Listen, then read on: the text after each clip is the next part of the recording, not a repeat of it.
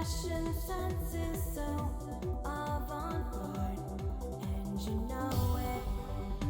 But are you happy? Remember the tree and some gently laid stones.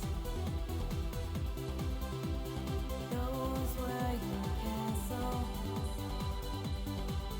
A tattered old sheet and a twig from the ground.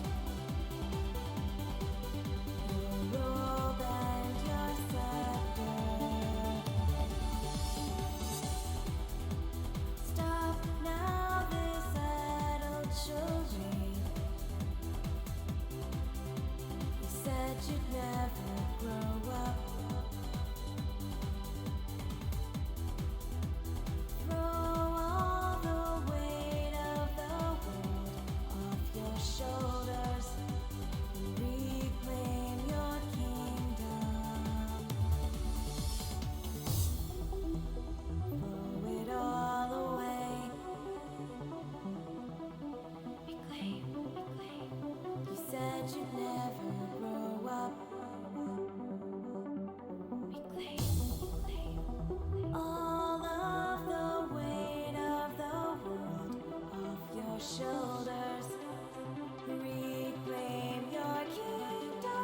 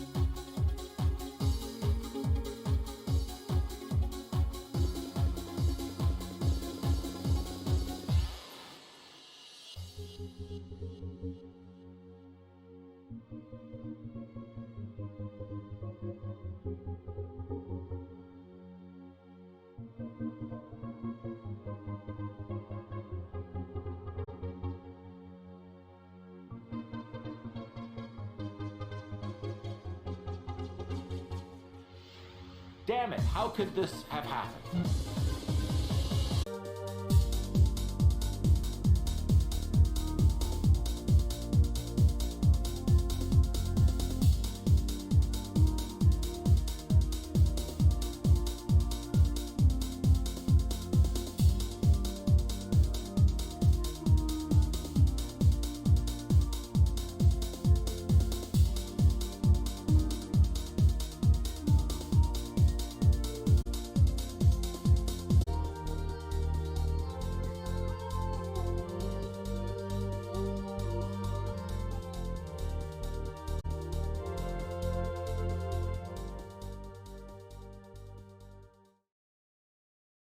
Boy, everyone in this country's always running around yammering about their fucking rights. I have a right, you have no right, we have a right, they don't have a right. Folks, I hate to spoil your fun, but there's no such thing as rights, okay?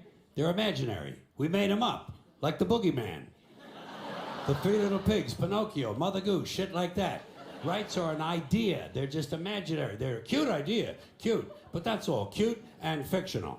But if you think you do have rights, let me ask you this. Where do they come from? People say, well, they come from God. They're God-given rights. Oh, fuck, here we go again. Here we go again. The God excuse. The last refuge of a man with no answers and no argument. It came from God. Anything we can't describe must have come from God. Personally, folks, I believe that if your rights came from God, He would have given you the right to some food every day, and He would have given you the right to a roof over your head. God would have been looking out for you. He wouldn't have been worried about making sure you have a gun so you get drunk on Sunday night and kill your girlfriend's parents. But let's say it's true. Let's say God gave us these rights. Why would He give us a certain number of rights? The Bill of Rights in this country has 10 stipulations, okay? 10 rights. And apparently God was doing sloppy work that week because we've had to amend the Bill of Rights an additional 17 times. So God forgot a couple of things like slavery. Just fucking slipped His mind. But let's say God gave us the original 10. He gave the British 13. The British Bill of Rights has 13 stipulations. The Germans have 29. The Belgians have 25. The Swedish have only 6. And some people in the world have no rights at all. What kind of a fucking goddamn God-given deal is that? No rights at all? Why would God give different people in different countries different numbers of different rights? Boredom? Amusement? Bad arithmetic? Do we find out at long last, after all this time, that God is weak in math skills? Doesn't sound like divine planning to me. Sounds more like human planning. Sounds more like one group trying to control another group. In other words, business as usual in America. Now, if you think you do have rights, one last assignment for you. Next time you're at the computer, get on the internet, go to Wikipedia. When you get to Wikipedia, in the search field for Wikipedia, I want you to type in Japanese Americans 1942, and you'll find out all about your precious fucking rights, okay? All right. You know about it. You know about it. Yeah. In 1942, there were 110,000 Japanese American citizens and good standing, law-abiding people who were thrown into internment camps simply because their parents were born in the wrong country. That's all they did wrong. They had no right to a lawyer, no right to a fair trial, no right to a jury of their peers, no right to due process of any kind. The only right they had, right this way, into the internment camps. Just when these American citizens needed their rights the most, their government took them away. And rights aren't rights if someone can take them away. They're privileges. That's all we've ever had in this country is a bill of temporary privileges. And if you read the news even badly, you know that every year the list gets shorter and shorter and shorter. Sooner or later, the people in this country are going to realize the government does not give a fuck about them. Government doesn't care about you or your children or your rights or your welfare or your safety. It simply doesn't give a fuck about you. It's interested in its own power. That's the only thing, keeping it and expanding it wherever possible. Personally, when it comes to rights, I think one of two things is true. I think either we have unlimited rights or we have no rights at all. It's called the American dream because you have to be asleep to believe it.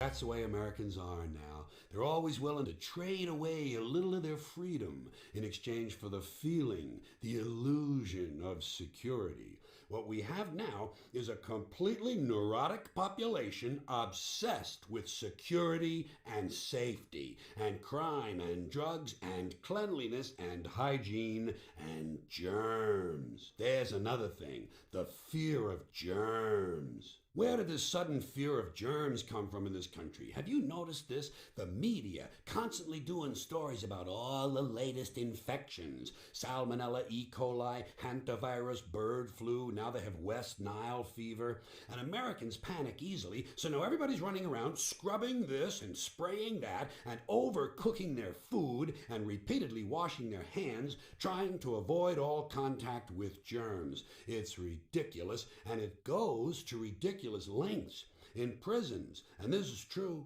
in prisons, before they give you a lethal injection, they swab your arm with alcohol. It's true. Well, they don't want you to get an infection. And you can see their point. Wouldn't want some guy to go to hell and be sick. It would take a lot of the sport out of the whole execution. Fear of germs. What a bunch of pussies. You can't even get a decent hamburger anymore. They cook the shit out of everything now because everybody's afraid of food poisoning. Hey, where's your sense of adventure? Take a fucking chance. You know how many people die from food poisoning in this country every year? 9,000, that's all. It's a minor risk. Take a fucking chance. Bunch of goddamn pussies. Besides, what do you think you have an immune system for? It's for killing germs. But it needs practice. It needs germs to practice on. So if you kill all the germs around you and live a completely sterile life, then when germs do come along, you're not gonna be prepared. And never mind ordinary germs. What are you gonna do when some super virus comes along that turns your vital organs into liquid shit? I'll tell you what you're gonna do. You're gonna get sick, you're gonna die, and you're gonna deserve it because you're fucking weak and you got a fucking weak immune system.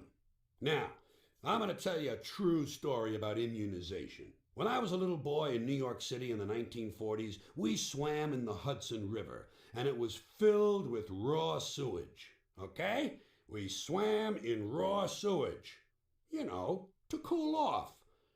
And at that time, the big fear was polio. Thousands of kids died from polio every year. But you know something? In my neighborhood, no one ever got polio. No one, ever. You know why? Because we swam in raw sewage. It strengthened our immune systems. The polio never had a prayer. We were tempered in raw shit. So personally, I never take any special precautions against germs. I don't shy away from people who sneeze and cough. I don't wipe off the telephone. I don't cover the toilet seat. And if I drop food on the floor, I pick it up and eat it. I eat it, even if I'm at a sidewalk cafe.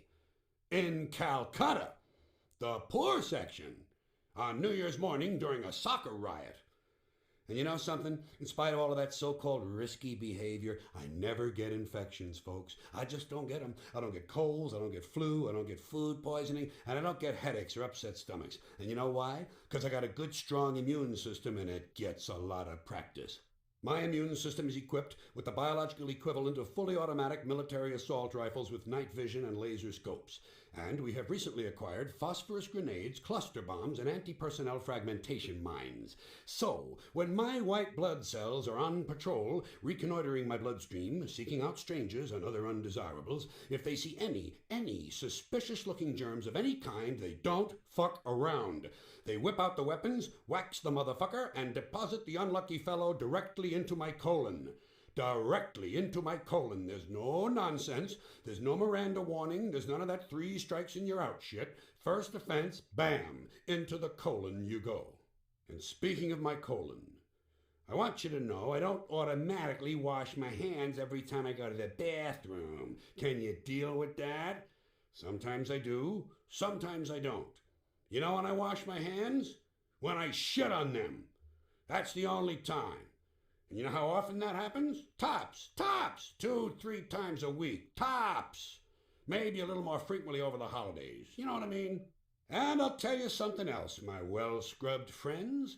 You don't always need a shower every day. Did you know that? It's overkill. Unless you work out, or work outdoors, or for some reason come in intimate contact with huge amounts of filth and garbage every day, you don't always need a shower. All you really need to do is to wash the 4 key areas: armpits, asshole, crotch, and teeth. Got that? The hooker's bath. Armpits, asshole, crotch, and teeth. In fact, You can save yourself a whole lot of time if you simply use the same brush on all 4 areas.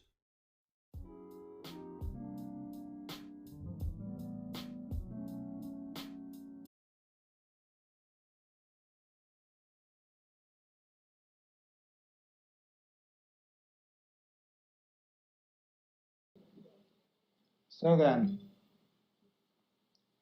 if you have questions, wave your hand at me and I'll recognize you. Yes, sir.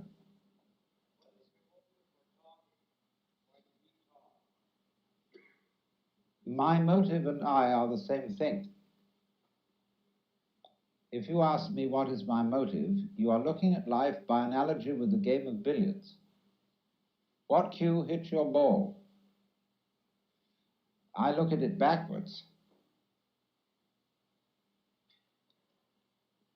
I look at it as the ball moving the cue. Because life begins from the present, not from the past. The past is the wake of the present, like the wake of a ship in the water. So when you ask what is my motive, it is like a child asking why. Why does this happen? Why does that happen? And eventually the child tires out the person answering the questions. Because the question why always leads to a point of evaporation. It may be more useful to ask how does something happen? How is it done? How do you do it? And sometimes somebody can explain how it is done. But when you ask why, the question ultimately goes back to why does the universe exist? And of course, nobody knows. What could it exist for?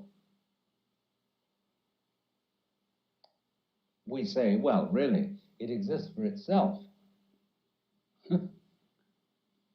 When you get into a state of cosmic consciousness, you see very clearly that the point of existence is now. You mean us sitting here at this moment is what it's all about.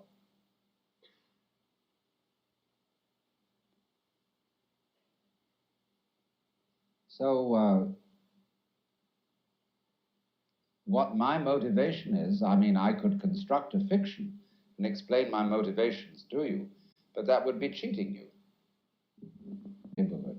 Yes, sir.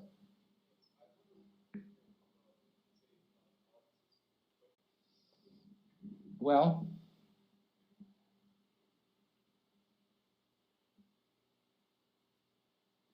I don't think we can make a successful experiment of that kind until we have a changed sense of our own identity.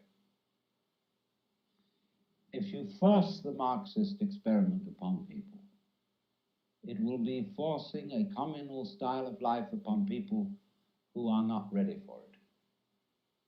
And therefore there will something be strained and false about it. But I equally don't like what we're doing here.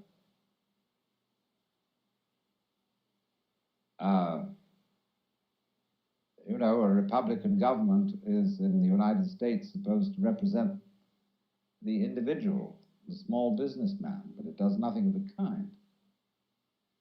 And nor does the Democratic government. They're both the same. There's no way of choosing between them, except which group of gangsters you're going to put in power. I don't know how it is in Canada, but that's what it is below the border. I'm, in a way, an anarchist, in the sense of the philosophical anarchist, not the bomb-throwing anarchist, but the Prince Kropotkin style of anarchist, who would like to leave things pretty well alone. So they sort themselves out. All society depends on our trusting each other. Now, we're all untrustworthy, but there is no alternative than trusting each other, even though our trust may be misplaced. We must make that gamble, because the only alternative to trusting each other is a police state. And who trusts the policeman? Do they have our best interests at heart? All governments become self-serving corporations with their interests at heart. So face it, in a hard-boiled, realistic way, we've got to trust each other. And there is no way of going on unless we do that. You see, the whole fun of the situation of a game is that you don't know the outcome, and that's why it's worth playing. This is one characteristic of a viable game, a certain combination of skill and chance. Now there's another which is of a much more ethical type, and that is, I will call it trusting the game. Because if you don't do this, in other words, if you won't gamble, you won't play. And here is the point of the necessity of the gamble. That corresponds a little bit to the necessity of having chance as well as skill in any game that really works. But the necessity of gambling is very much overlooked, I think, in our contemporary culture. Because this is a culture where we are trying, as much as possible, to take the risk out of things.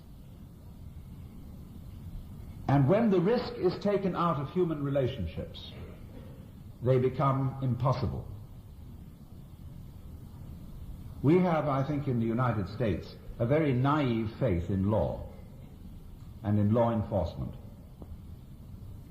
We're always saying there ought to be a law against it, as if law could solve things. And we don't realize the extent to which law makes life increasingly more difficult. Because law is simply a process of trying to define what may be done and what may not be done. But the moment you start talking, the definitions become increasingly complicated. And lawyers love this. They live on it. So it's always an interminable discussion of what did they mean when they said that? What was the intent of this law? And as laws multiply, with the avowed object of protecting us from each other, they do not so much succeed in protecting us as they do in making it impossible for us to act. And so the ultimate police state is, of course, the safe state, the security state, where everybody is checked. And you see what this is? Mechanically speaking, it's a system of very elaborate self-consciousness. See, when you get self-conscious and you watch everything you do, because you're anxious about making a mistake, you'll find in that you're all tied up and you can't act. So in exactly the same way, a community of people which is always watching itself through its agents, so that, in a Nazi state there are not only the ordinary policemen on the beat, but there's a block captain for every area, and there's some kind of a sneak or a traitor who's going to inform the authorities everywhere, you see, hidden. So this community is watching itself all the time, because it's a community that doesn't trust itself. And a community which constantly watches itself is like a person who's always watching himself and holding a club over his head to go clunk the minute he might be in danger of doing something wrong. And so this person is like this. If I say now my right hand is my main active hand, and but I don't know whether I can trust it. I don't know what it's going to do. So I've got to keep control on it with my left hand. See?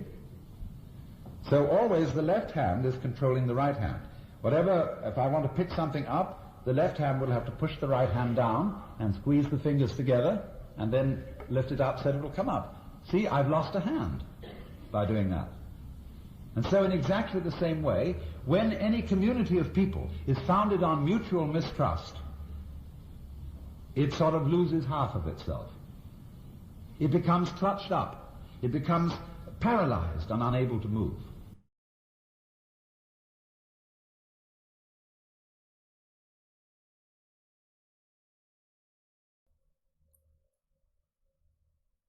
The polarity here is the two ends of Wu Wei.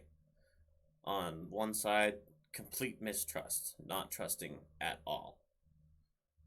Believing that you've got to force the right thing to happen, or else, as he says in The Nature of Consciousness, nature will turn us back into nonsense the first moment that we cease vigilance not to have that so. And on the other end, complete spontaneity to such a degree you don't even know that you know. This is essentially the greatest fool, the top end of foolishness.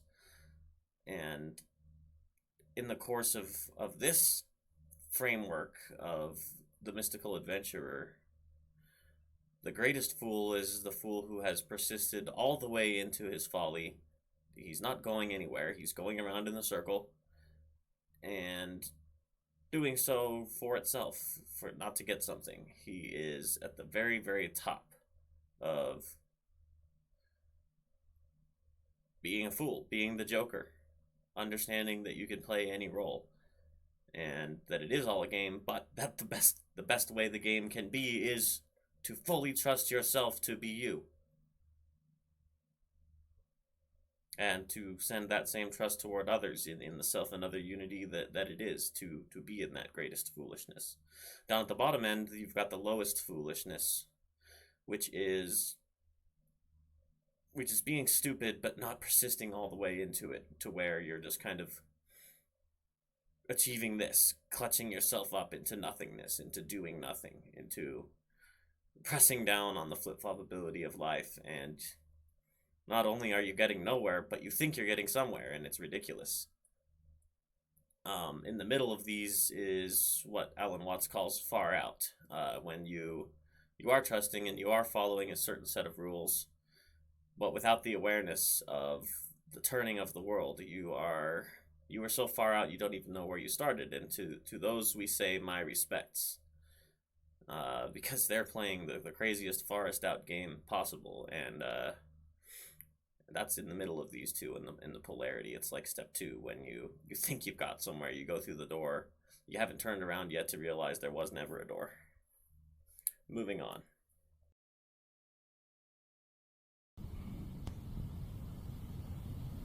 So the basis of any community, and thus the basis of any game, is the act of faith that I will gamble. I will bet my life on this scene.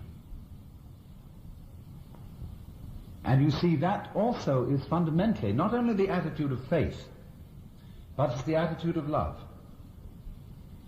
Love is self-giving. When you love someone, say you fall in love with a member of your opposite sex or whatever, and you got mixed up with someone now, you've really committed yourself to heaven only knows what. Because love is a letting go of direct control. And you might say, going back again to the Christian images of God, that God creates the world by constantly disappearing, giving himself away.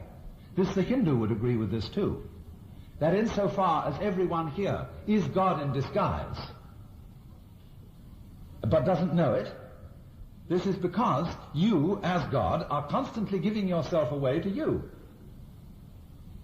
and feeling lost. Or how did I get mixed up in this world? Well, unbeknownst to myself, I made a gamble on being this person. And so this giving of oneself away is what's called a divine love.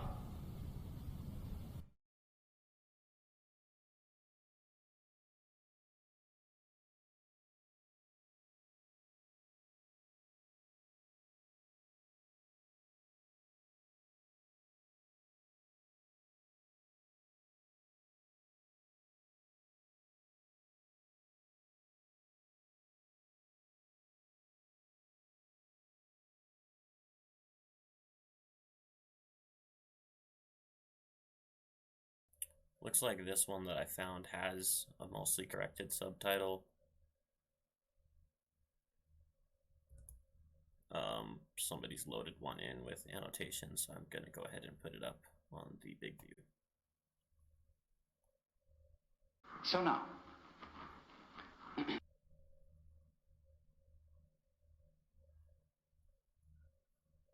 Okay, here we go.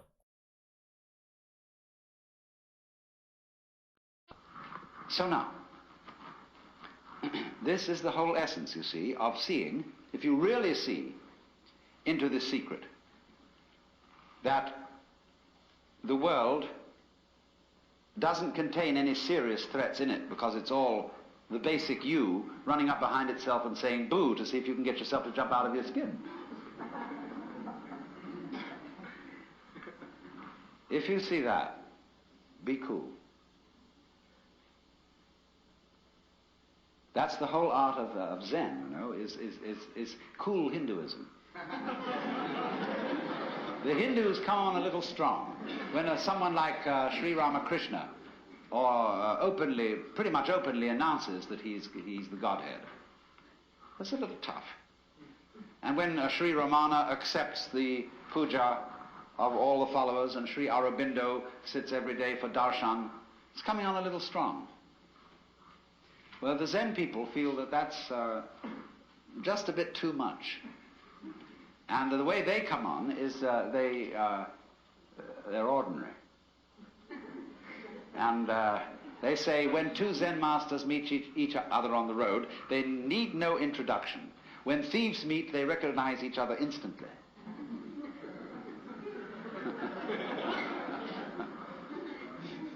So they don't say anything, don't make any claims.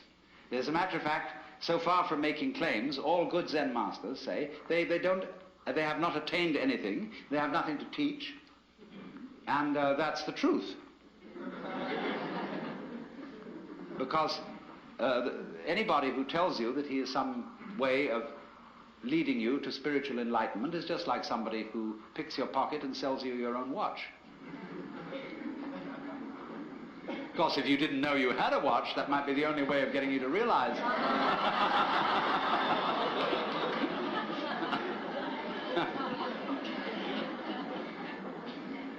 Now, so then, if, though, the people who do, by one means or another, prepared or unprepared, disciplined or undisciplined, get into this kind of interior secret about the nature of the universe, and they have hitherto been insecure about themselves, they're going to use this secret as some way of creating trouble, and of stirring things up, and of boosting their own inadequate character structure, which is a word I prefer to use instead of ego. Then there's trouble. Because those people who are out there on the tightrope are going to get pretty scared. And they're going to call in the police and say this has got to stop. So then we have a situation right like that now. And I want to make a few comments about it.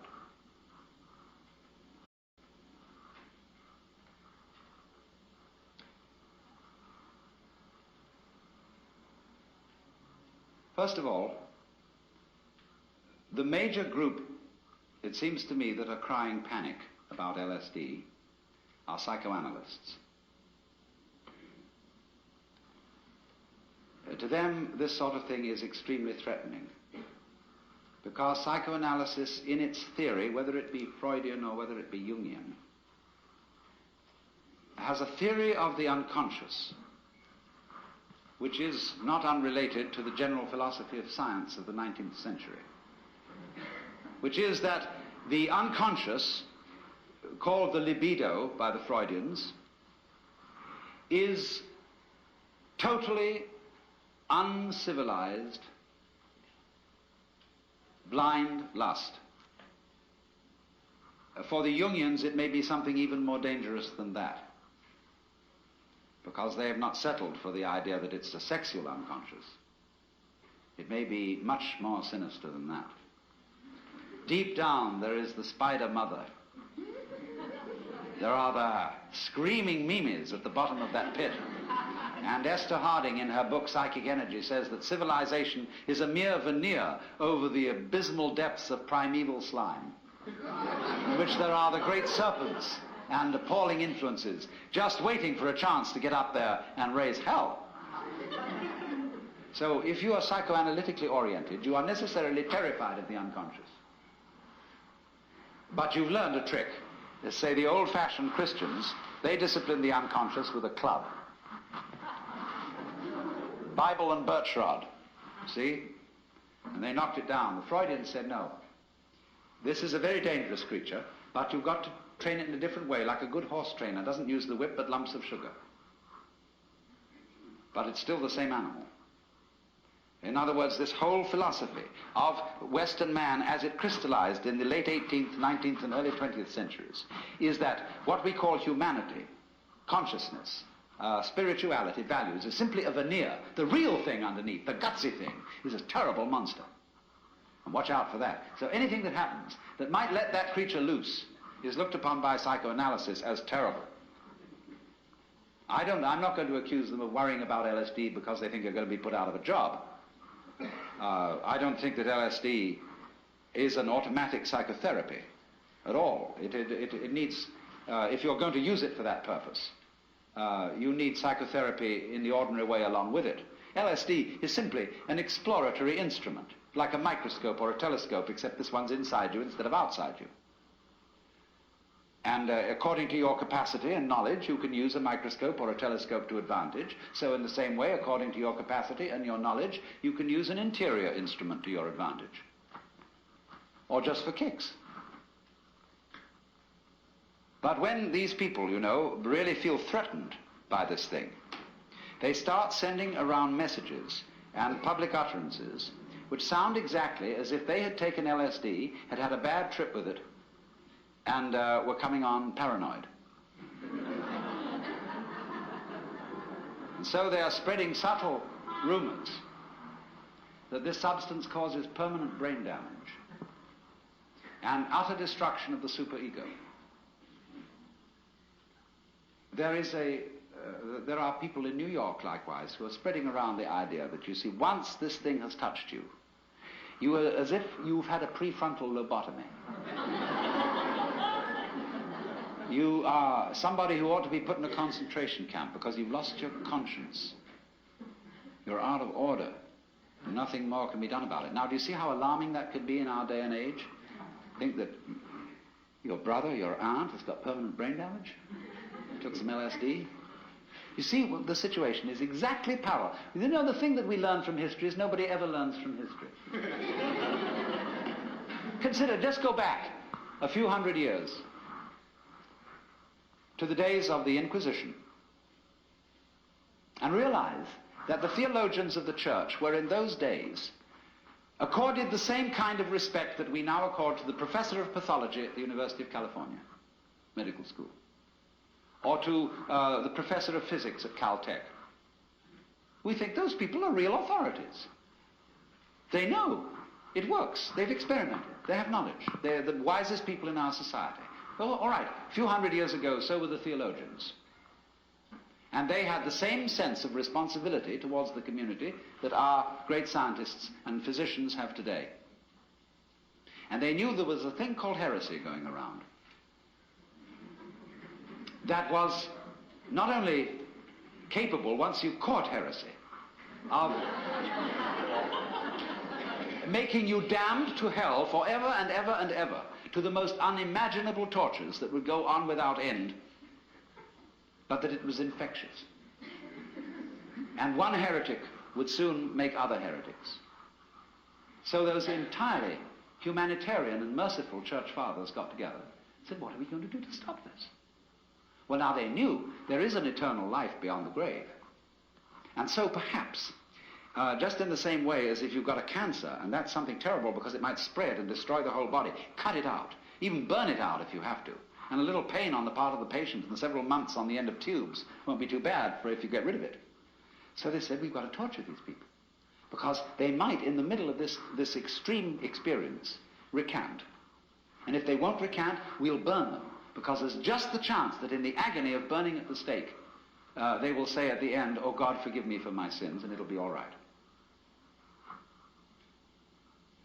Now realize the absolutely merciful intent behind the inquisitors. Perfectly responsible, acting on the best knowledge that they had in their day. Don't you see how that can happen again any time?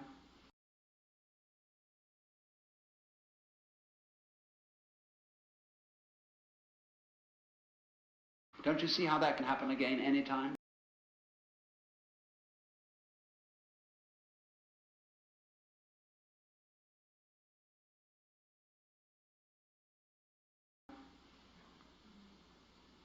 Permanent brain damage. People lost their sense of social responsibility, utterly destroyed by taking the wrong kind of drug. Now, dear friends, there is absolutely no evidence for this kind of thing whatsoever. They may have taken an absurdly large dose, or B, taken it in conjunction with some other form of drug.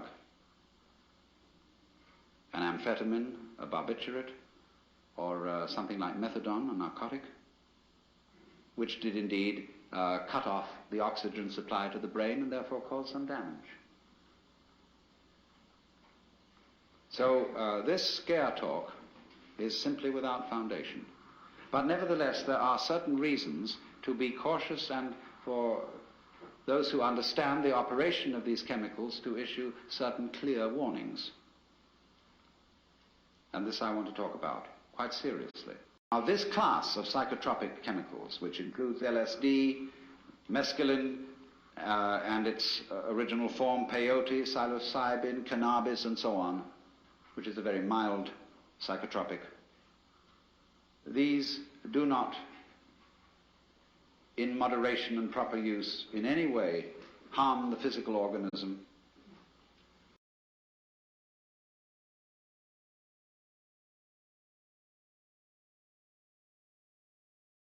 Now that is the most highly skillful art of all. That is Taoism in perfection, the art of sailing. Very intelligent. I remember once I was looking in the open air, and one of those glorious little thistledown things came, and I picked it up like that and brought it down, and it looked as if it was struggling to get away, just as if you caught an insect by one leg, like a daddy long legs or something of that kind.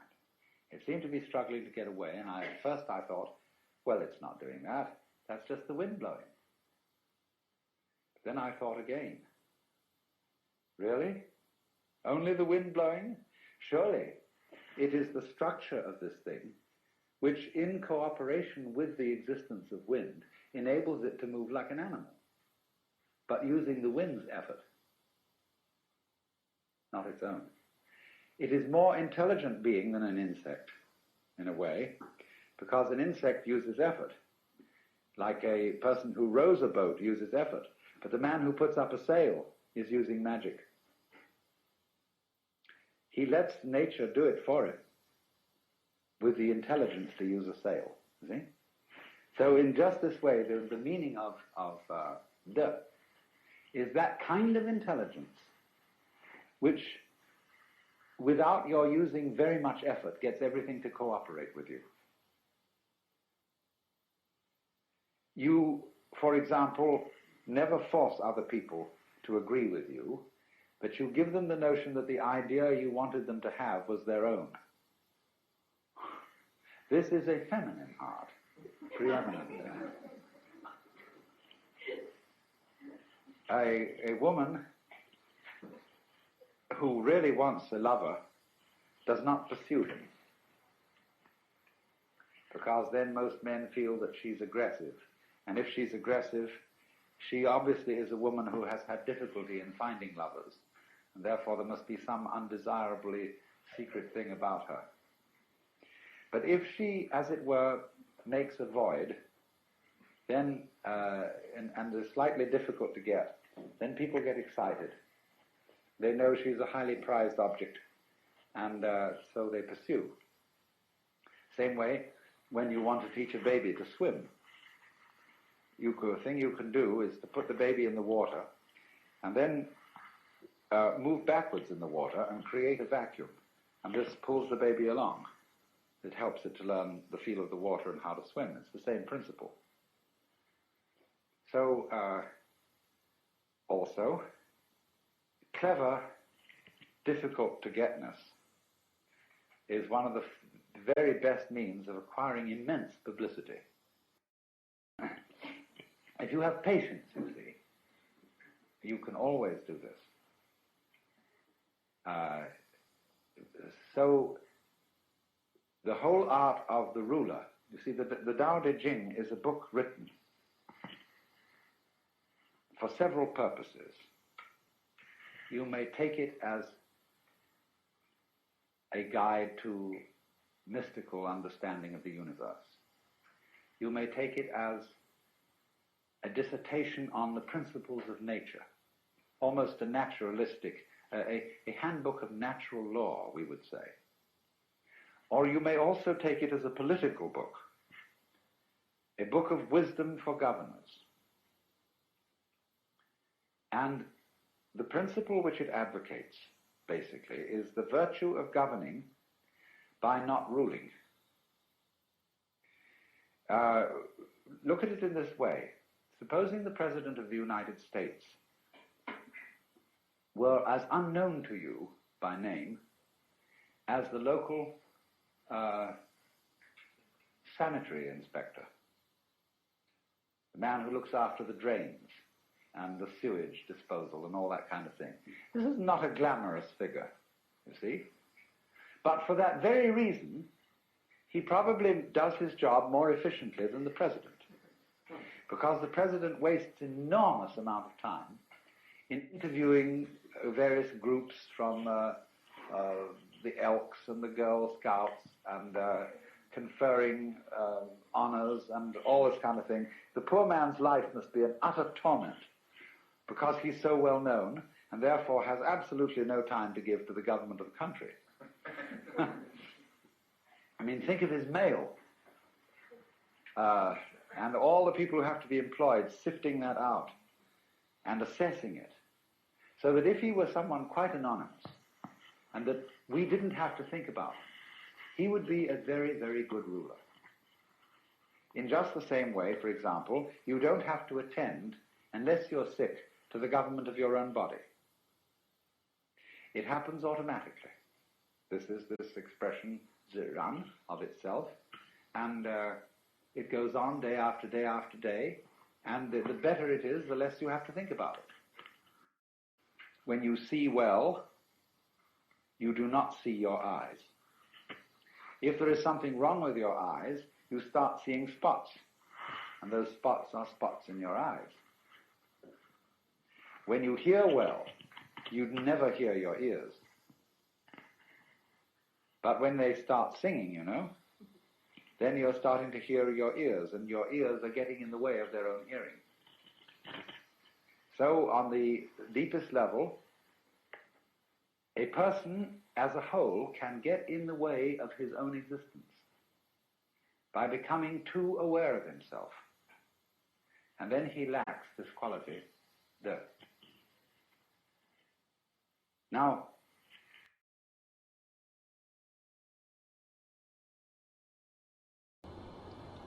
and the world is basically patterning. What else do you do when you come to think of it? When you eat, you are turning food into the pattern of your skeleton, your muscles, and your nervous system. That's a pattern. And you say, you see, basically, hooray for that pattern. That's great, it's terribly interesting.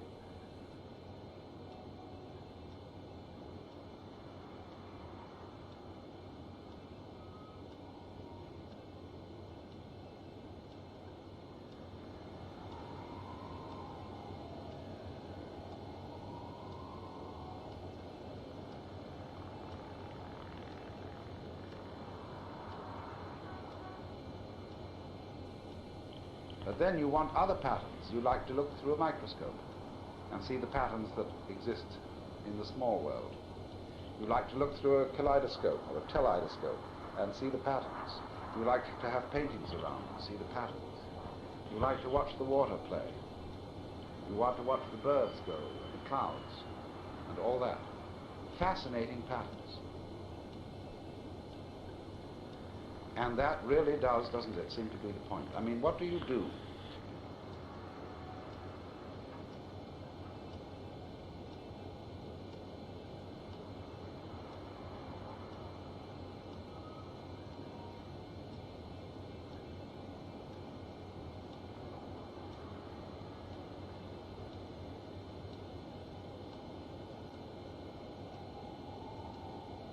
But you see, it is an amazing thing in our culture that everybody is afflicted with ontological guilt.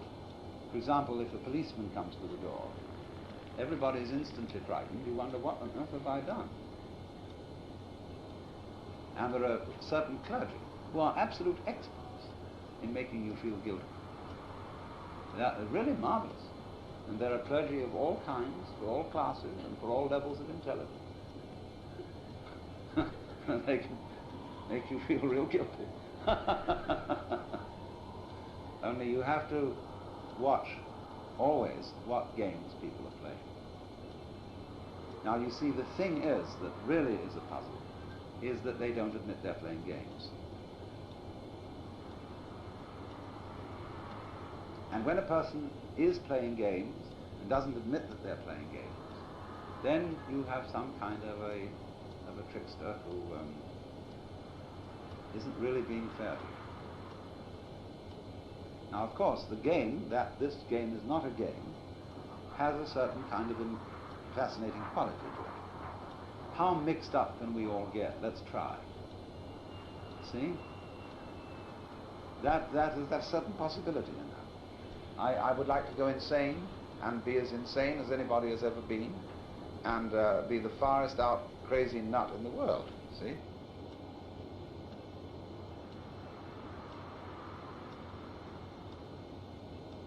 That's a game. But it's not a good game.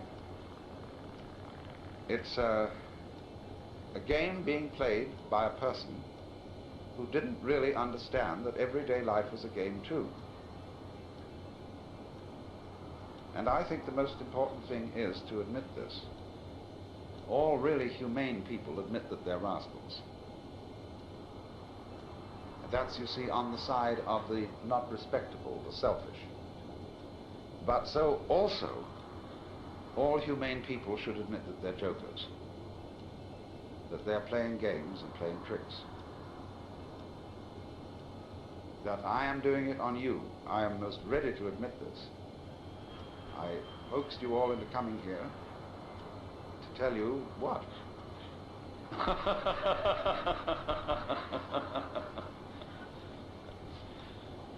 This was a trap, you see, but I'm going to make it an entertaining trap so that you won't feel so badly about it. Now, this is philosophy, but I think philosophy is like music. You go to a concert and you listen to somebody play Bach or Mozart or Beethoven. And what's all that about?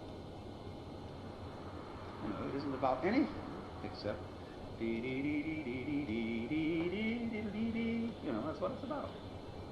And so, in the same way, as I conceive my work as a philosopher, I'm simply pointing out that existence is the same kind of a thing as a Bach invention. It's going this way and that way, and hills and water, it's going all out there, and the fish are going around in it, and breeding, and the ducks are doing this, that, and the other. And that's the same thing as dee dee dee dee dee dee dee dee dee. See? So, if you can admit that that's what it's all about, you have a little problem. Because it's not only the threat that it really might be serious and that you shouldn't be laughing about this, but there's also a kind of opposite. Then are you saying it's merely just fiddling around? I mean, you're saying it's only a game? Is that all there is to it? Well, no, what do you think? You see, this again is a question that everybody has to think things through. What did you want? Didn't you want a game? Did you want it to be serious in the end? What, I mean, think about the question. What kind of a thing would you like God to be? What would you like to do for eternity? Really? What do people do most of the time when they, what would they like to do, really? What's your idea of heaven? When people are unoccupied, as far as I can make out, they get together and they sing and dance. Or else watch somebody else do it. Nowadays we live in a non-participative culture and we don't do very much singing and dancing. We're lugubrious. But we watch other people do it on television. What we really are interested in is to be able to spend all the time going, you know, something like this. And that's what our heart's doing, that's what our lungs are doing, it's what our eyeballs are doing, and it's what all these fantastic capillaries of the veins are doing. They're going just see? And that's the point.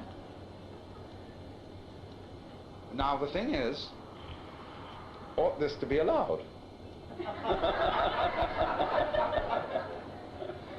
You know? Dare we admit it?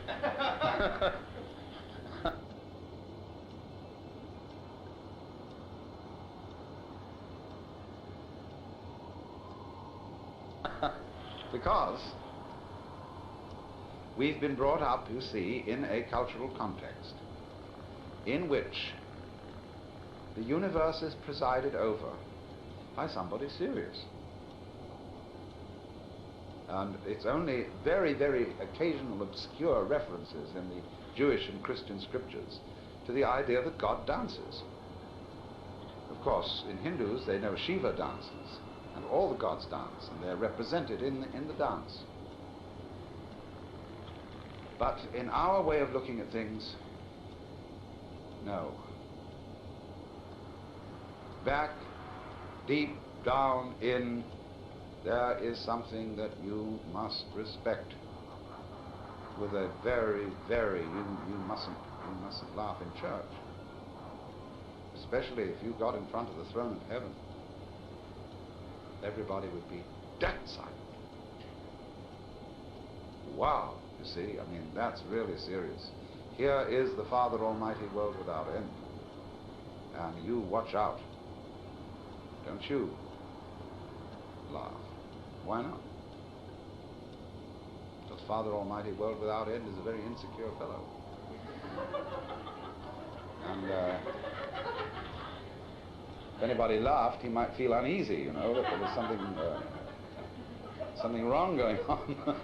That someone challenged his power. So he is a funny fellow, you see, as we've mythologized ultimate reality in the form of this cosmic grandpapa, who is also a king and is demanding above all things reverence and respect. So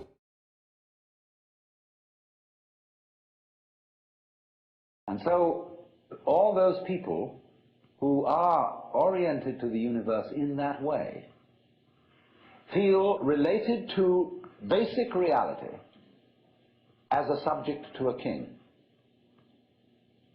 And so they are on very, very humble terms in relation to whatever it is that works all this thing. I find it odd in the United States that people who are citizens of a republic have a monarchical theory of the universe.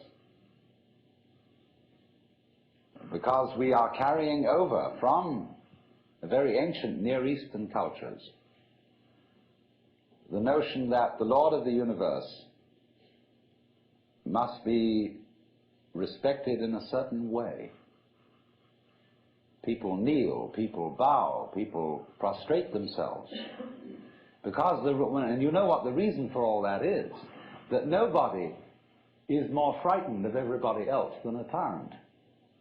He sits with his back to the wall, and his guards on either side of him. And he has you face downwards on the ground because you can't use weapons that way. When you come into his presence, you don't stand up and face him because you might attack. And he has reason to fear that you might because he's ruling you all. And the man who rules you all is the biggest crook in the bunch. Because he's the one who's succeeded in crime. The other people are pushed aside because the criminals, the people we lock up in jail, are simply the people who didn't make it. So naturally, the real boss sits with his back to the wall and his henchmen on either side of him. And so when you design a church, what does it look like? And everybody sits in these boxes. Like there's a jury box, there's a box for the judge, there's a box for this, a box for that. And those are the pews in an ordinary kind of colonial type Protestant church. So both these kinds of churches, which have an autocratic view of the nature of the universe, decorate themselves, are architecturally constructed in accordance with political images of the universe. One is the king and the other is the judge, Your Honor. There's sense in this. When in court you have to refer to the judge as Your Honor, it stops the people engaged in litigation from losing their tempers and getting rude.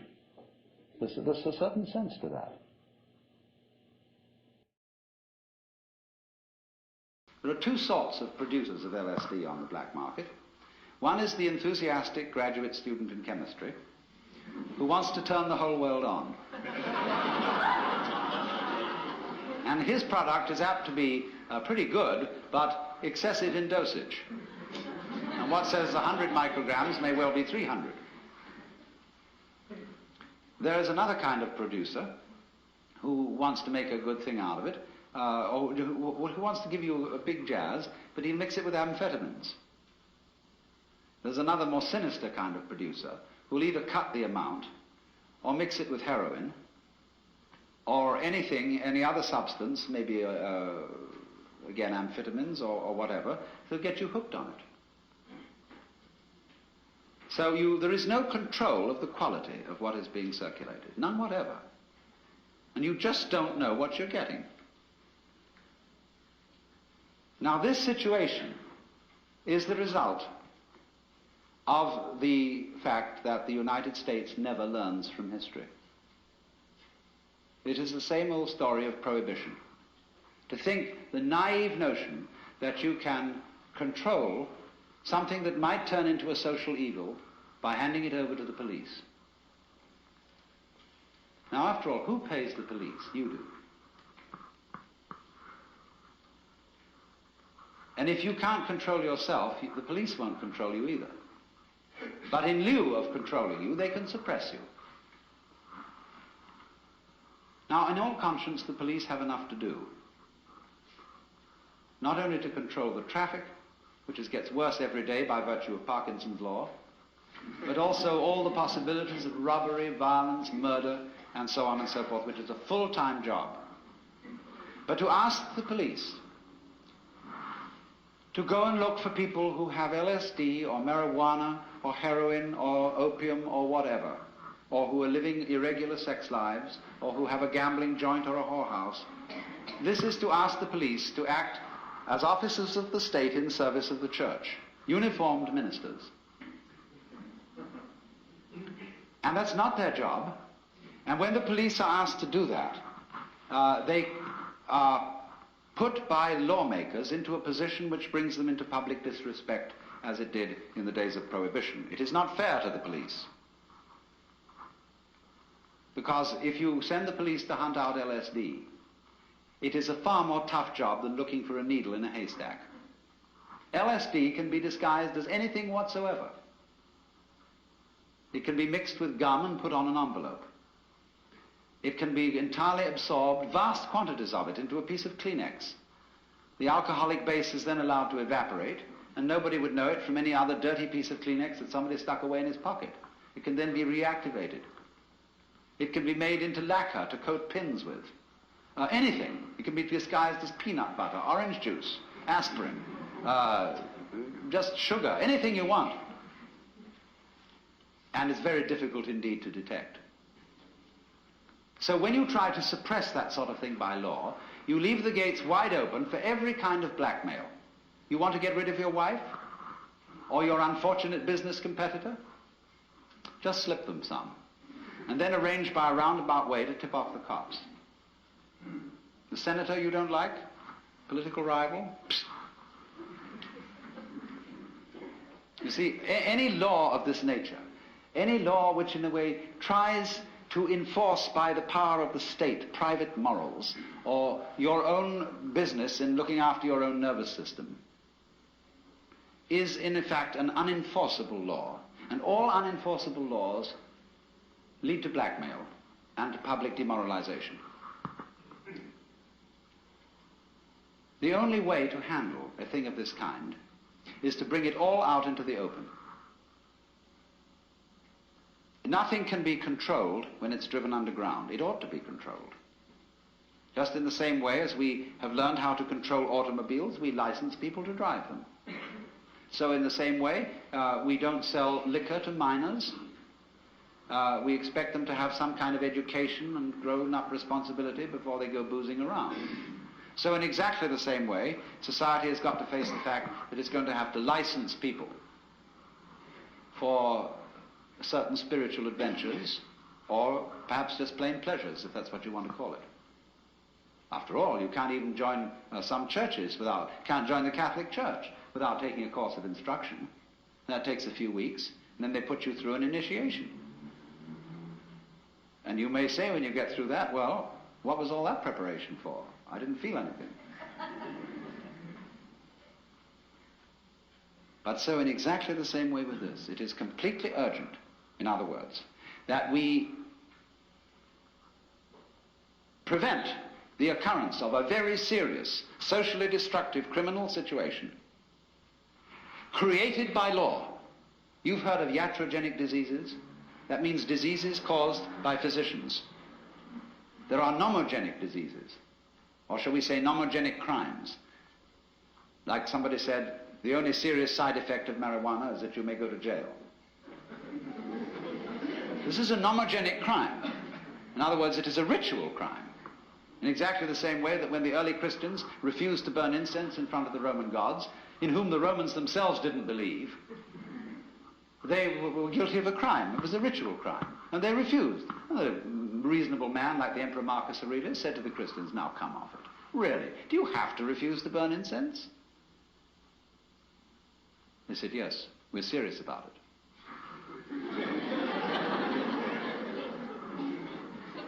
So these are ritual crimes.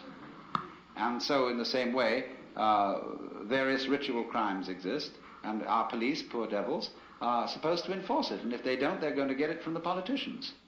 Because the politicians have made all the old ladies up in Glendale scared, and Pasadena and so on. They're all just terrified about this.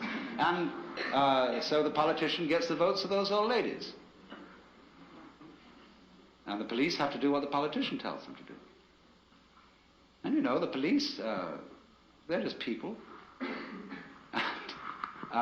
It's a terrible thing to put the police in a position where they're going to earn public disrespect by enforcing or trying to enforce unenforceable laws. So I would say in general, to sum up,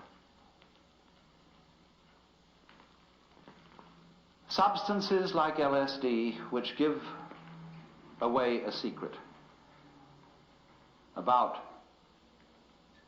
the nature of the social game, the human game, and what underlies it, are potentially dangerous, of course, like any good thing is. Electricity is dangerous, fire is dangerous, cars are dangerous, planes are dangerous, but not so dangerous as driving on the freeway. The only way to handle danger is to face it. If you start getting frightened of it, then you make it worse, because you project onto it all kinds of bogies and threats which don't exist in it at all.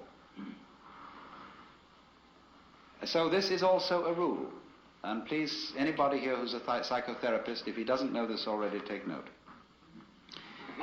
If you get someone thrown on your hands who, as a result of taking any psychotropic drug, is in a psychotic state, don't be frightened. Because the moment you're afraid, your patient will pick up your fear by a kind of osmosis and get worse. The rule about all terrors, going back to where I started from, the dweller on the threshold, the rule for all terrors is head straight into them. When you are sailing in a storm, you don't let a wave hit your boat on the side. You go bow into the wave and ride it.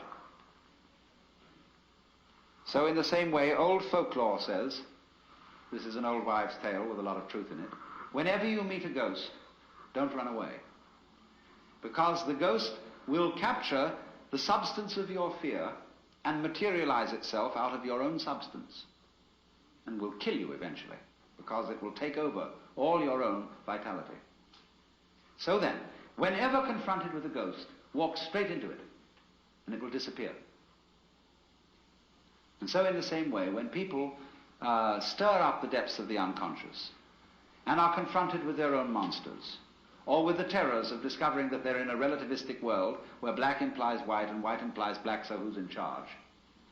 You know, grandfather's dead, father's dead too, this leaves me. Who's the authority? See? When you get that sense of terror, go right at it. Don't run away. Explore, feel fear as completely as you can feel it. Head straight into it. And just it so happens that these things give you the property, and the opportunity, let me put it that way, the opportunity to go into some of your very, very most closely kept skeletons. And the result of that is invariably beneficial.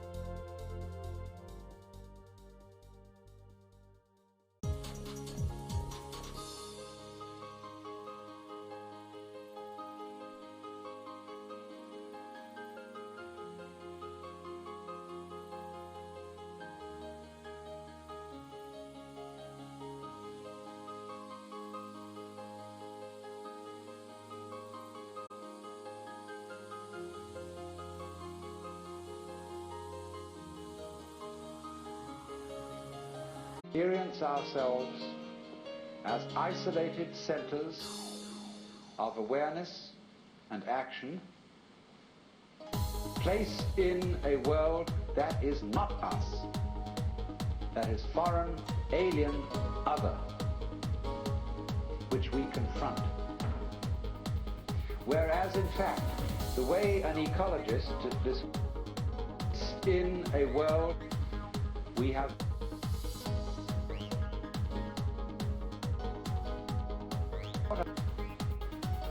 foreign, apes ourselves, isolated centers, our thinking and our action and our existence.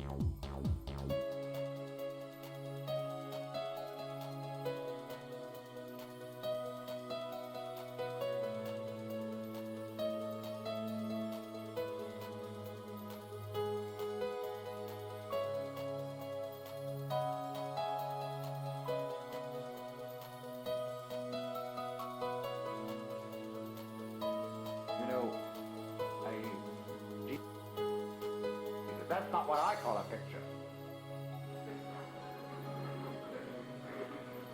But of course, in the meantime, it is difficult. Picture.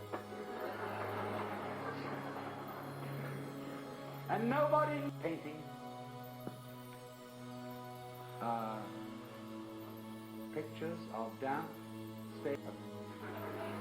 an exhibition of contemporary non-objective painting, and a kind of square fellow walks in there and he says, "That's not what I call a picture," because he is against his prejudices. You go to an exhibition of contemporary non-objective, see? It always takes the artist to show us the video. Into a room where there's a lot of paint that's scattered on the floor and different things and everything. My goodness, it's just like a Jackson Pollock. Oh, ain't it just like a picture? See?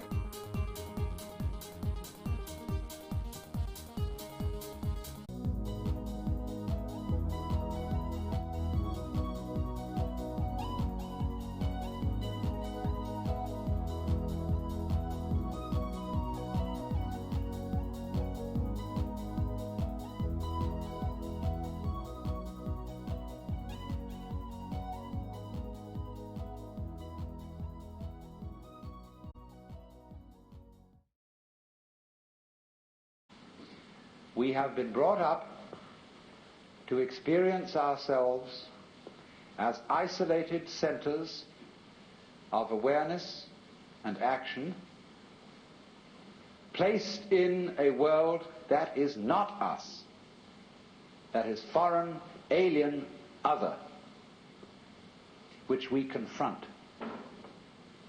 Whereas, in fact, the way an ecologist describes human behavior is as an action. What you do is what the whole universe is doing at the place you call here and now.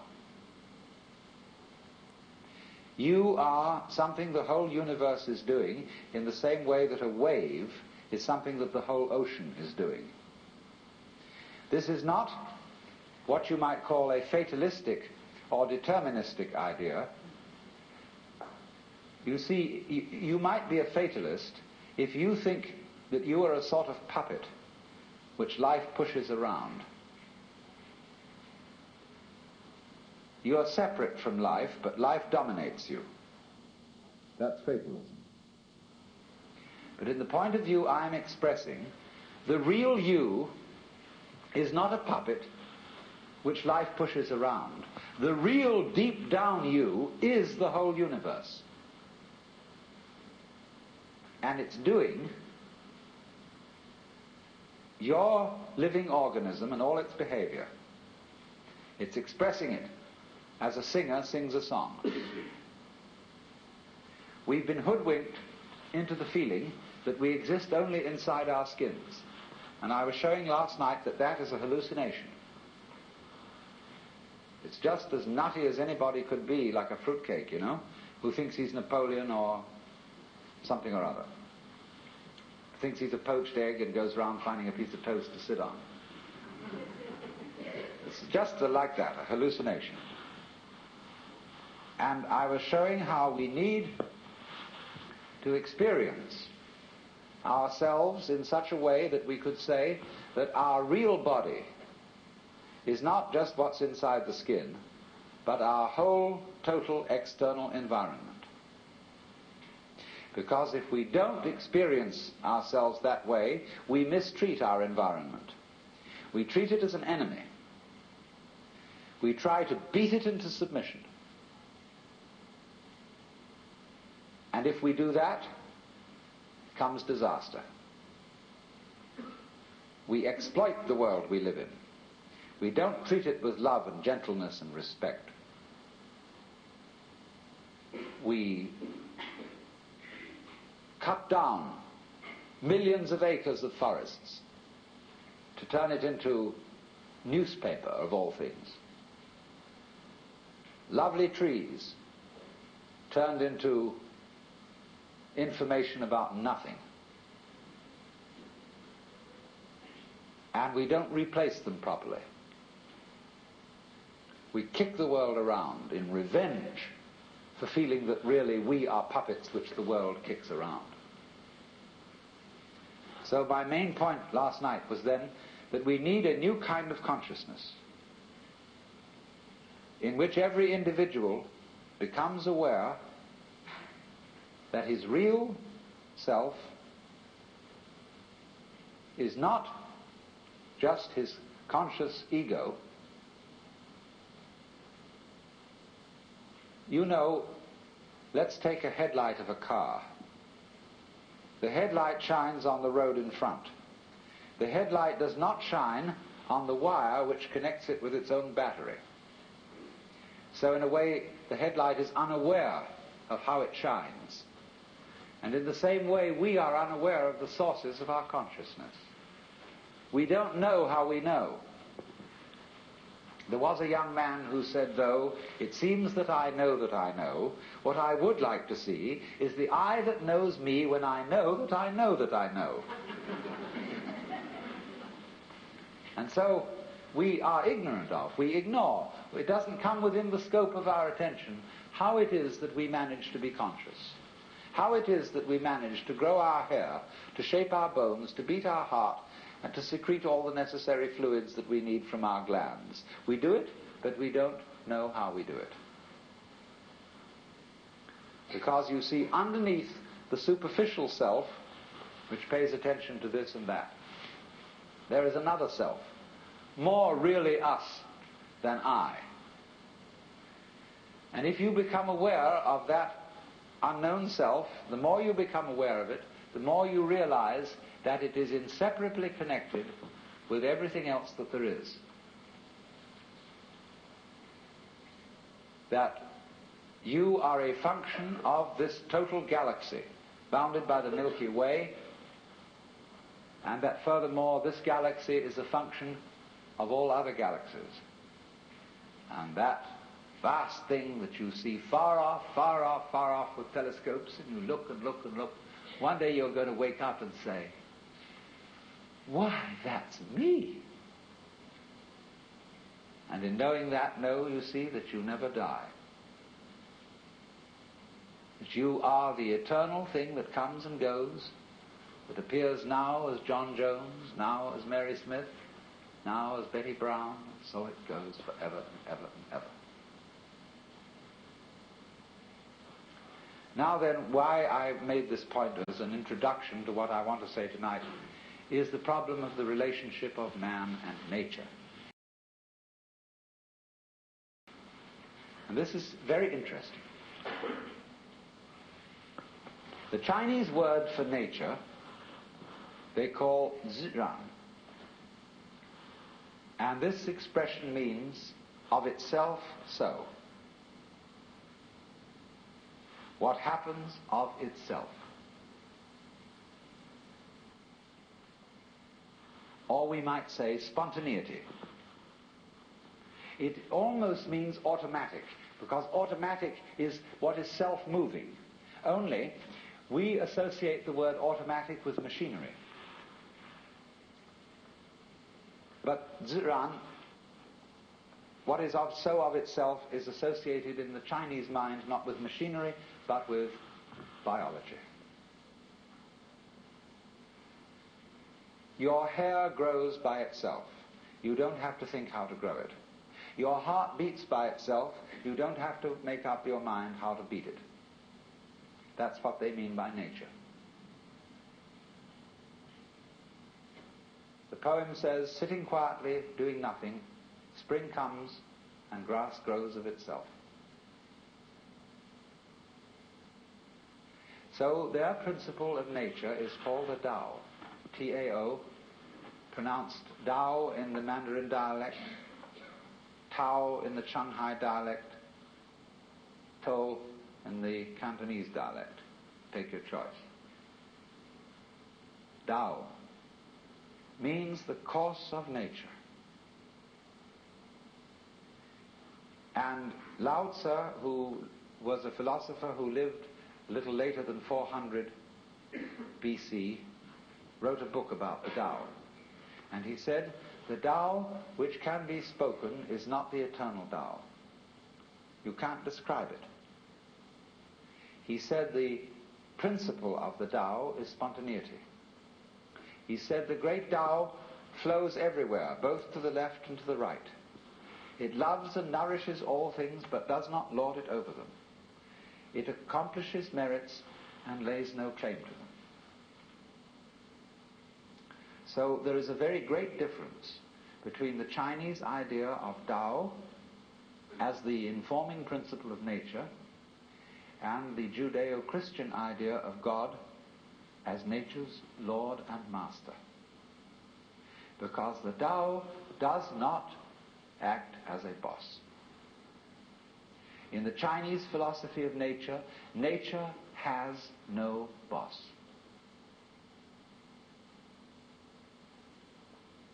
There is no principle that forces things to behave the way they do. It is a completely democratic theory of nature. Correspondingly, you see, most Westerners, whether they be Christians or non-Christians, don't trust nature. Of all things, nature is the thing least to be trusted. You must manage it. You must watch out for it. It will always go wrong if you don't watch out.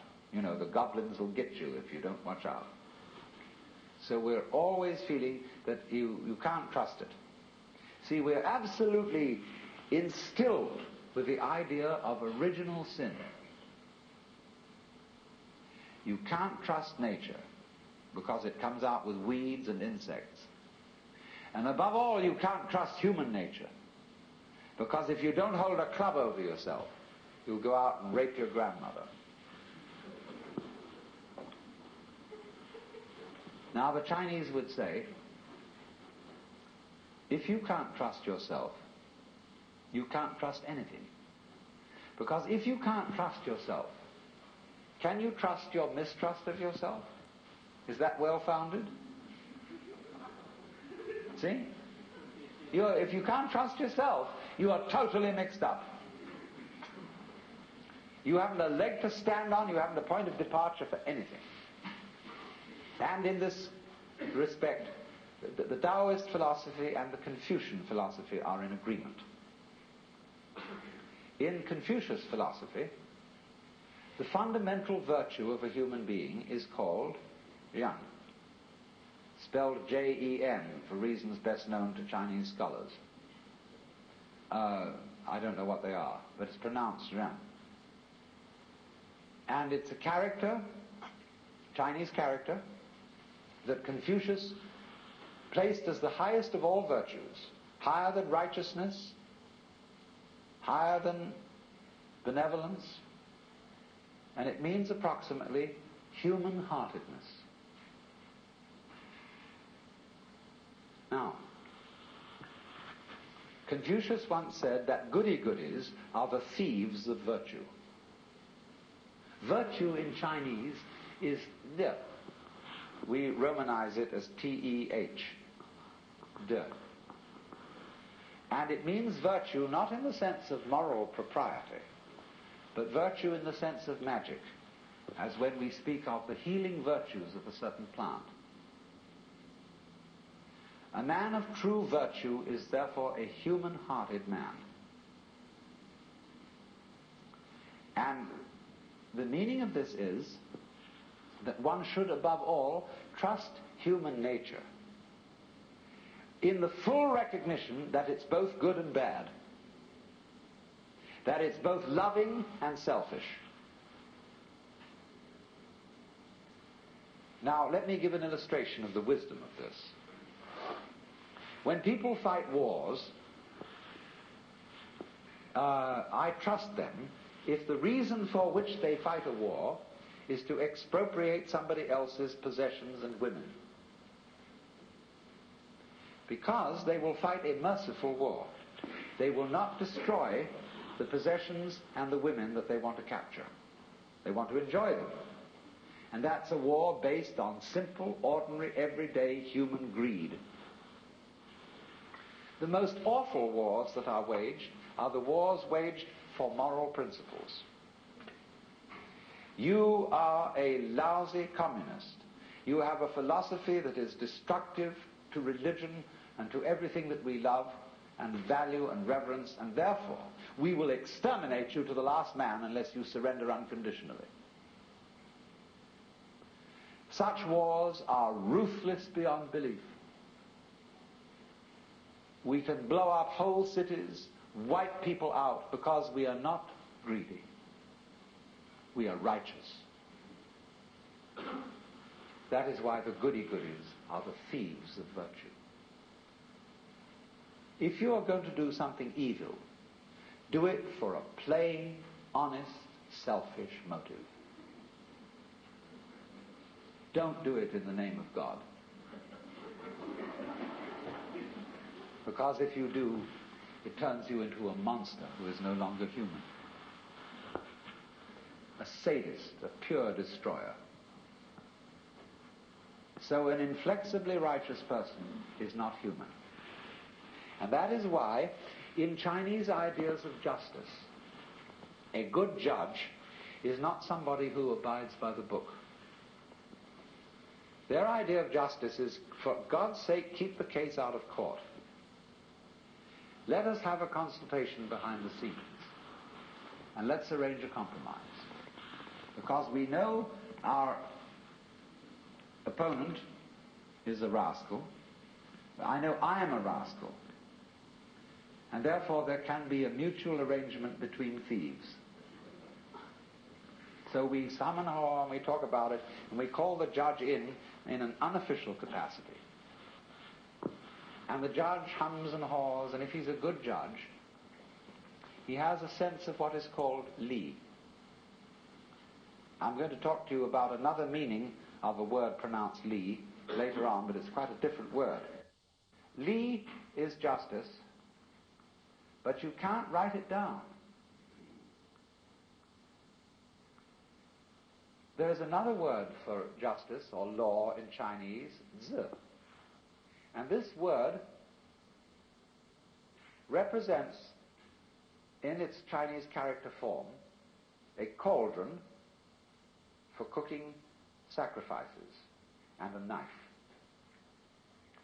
In the high and far-off times of Chinese history, there was an emperor who, when the people brought their sacrifices of meat and so on to be put in the cauldrons, he also scratched with a knife on the side of the cauldrons the laws of the state, so that all the people could read them and understand what they were. But the sages who advised this emperor said that was a very bad thing to do, because the moment people see the law written down, they develop a litigious spirit. That is to say, they think out ways of wangling around it. And that's what we do all the time, don't we? The moment Congress passes a law, tax law especially, all the lawyers get together and they think they fill it full of holes. They say, well, it didn't define this and it didn't say that. And some of those Confucians wanted to put the language in order and to make all the words mean just so. But the Taoists laughed at them and said, if you define the words, with what words are you going to define the words that define the words? So they said, therefore, the emperor should not have written the laws down, because a sense of justice is not something you can put in words. It's what our lawyers call equity. And you talk to any lawyer, and he, in discussing various judges around town, he will say, well, Judge so-and-so is pretty much a stickler for the letter of the law. But on the other hand, Judge so-and-so has a sense of equity. He knows when the law, the letter of the law, just doesn't apply to this particular case. And he just has an innate sense of fair play. That's the man to be trusted as a judge. So this is what the Chinese mean by a judge who has the sense of li, of real justice. It can't be written down, it can't be explained, because every case is individual. But what such a man has fundamentally in his heart, he trusts the good and bad of human nature. Human beings are complex. We don't know ourselves at all, really. Consider your nervous system. Neurologists haven't even begun to figure it out. And yet all your conscious decisions are based on this thing that you don't understand. You're unbelievably more wise in your nature than you ever will be in your conscious thoughts. Because behind your conscious thoughts lies your nervous system. And if you say, well, my nervous system is unreliable, it is just a bunch of strange, weird biological chances that have got mixed up somehow, then this very opinion that you're expressing, you see, is a function of that nervous system. So you're saying that you are a total hoax. You can't trust yourself at all. So that is a set of game rules that don't lead anywhere. It's totally self-frustrating. So you see, what the Chinese have developed here is a theory of nature. I said there are three theories.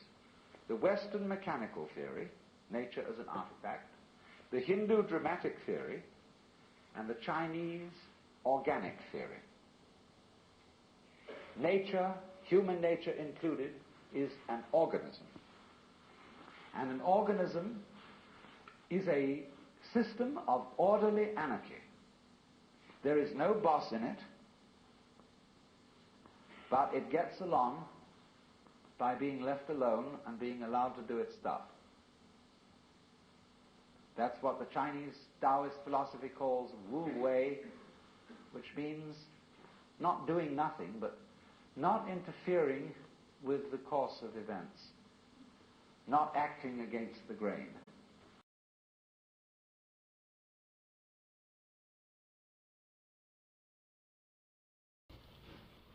For I would suggest that today we know about as much concerning the human mind as we knew about the galaxy in 1300. And that while there are indeed individuals who are certainly able to perform psychotherapy, it is the sheerest arrogance for anybody to say that he is officially qualified to do so. We do not know how it is done, just as we do not know, really, how musical, artistic, and literary genius is done. You cannot really teach it. You can put the tools for doing these things into people's hands, and you can show them how to use the tools. But whether they will use those tools with genius is quite unpredictable. And this is above all true of the art of psychotherapy. We don't know how it's done. We've got some vague ideas. There probably are some people who, by reason of their mental derangement, are probably not qualified to perform it, because they are maybe out just to make other people into messes. But to say that there are certain standards and certain examinations that can be passed and certificates that could be issued, which do indeed qualify people for this work, is, I think, pernicious nonsense, and is used, of course, out of economic self-interest when those who consider themselves official therapists run into competition. The same was done by religion. I was talking, imagine it, to a Buddhist priest in Thailand some years ago. I was looking at some books in a bookshop in the precincts of a Buddhist temple. And I was wandering over, and I noticed a book on a certain form of Buddhist meditation. And I murmured, Satipatthana, which is the name of a certain kind of Buddhist meditation. And a voice suddenly said to me, "You practice Satipatthana?" I looked up, and there was a skinny Buddhist monk in a yellow robe with rather red eyes looking at me. I said, "Not exactly Satipatthana. I use a different method. It's called Zen." "Oh, Satipatthana, not Zen." I said, "Oh, well, it's something like it, isn't it?" "No." "Well, it's rather like yoga," I said, "isn't it?" "Not yoga. No, Satipatthana different. Only right way." "Well, look," I said to him, "I have a lot of Roman Catholic friends who tell me that their way is the only right way. Who am I to believe?" "You know," I said, "you're like someone who's got a ferry boat for crossing the river." I used the Buddhist simile. "And another fellow down the stream has opened up ferry business. And you go to the government and say, he's not authorized to operate a ferry boat because he's competition to you. Let all operate ferry boats who will. And if you haven't got the sense to stay off one that sinks, It's your fault. And after all, I could say to him, you believe that everything that happens to you is your own karma. So why worry? Now this is the time to introduce the second word, li, in Chinese. The first li meant justice. The second li is a character which had the original meaning of the markings in jade, the grain in wood, and the fiber in muscle. And it's usually translated reason or the principle of things. These are not very good translations. The best translation of li is organic pattern. Now look here. When you look at the clouds, they aren't symmetrical, they don't form fours, they don't come along in cubes, but you know at once that they're not a mess. A dirty old ashtray full of junk may be a mess, but clouds don't look like that. When you look at the patterns of foam on water, they never make an artistic mistake. And they're not mess. They are wiggly, but in a way orderly, and it's difficult for us to describe that kind of order. Now take a look at yourselves. You're all wiggly. We think, we're pretty ordinary because there are a lot of us that look approximately the same. So when we see a human being, we think, well, that's pretty much in order and kind of regular and it's okay. But we don't realize how wiggly we are. We're just like clouds, rocks, and stars. Look at the way the stars are arranged. Do you criticize the way the stars are arranged? Would you like them to form fours? Would you like them to be sort of set out like needlepoint on the canvas of the skies? There was somebody in the 18th century, in the days when they built formal gardens of clipped hedges and made all the tulips stand together like soldiers, who criticized the stars for being irregularly arranged. But today we don't feel that way. We love the way the stars are scattered. And they never make a mistake in their arrangement. What about mountain ranges? Do you criticize the valleys for being low and praise the peaks for being high? You just say it's great, it's the way it is. See? It always takes the artist to show us the vision. But of course, in the meantime, it is difficult. You go to an exhibition of contemporary non-objective painting, and a kind of square fellow walks in there, and he says, "That's not what I call a picture." A GI visited Picasso in Paris during the war, and said, "I can't understand your paintings. They're absurd. Life doesn't look like that." Picasso said, "Do you have a girlfriend?" He said, "Yes." "Have you a picture?" He said, "Yes." "Show it." So he drew out his billfold, and there was a little colored photograph of his girlfriend. And Picasso looked at it and said, "Is she so small as that?"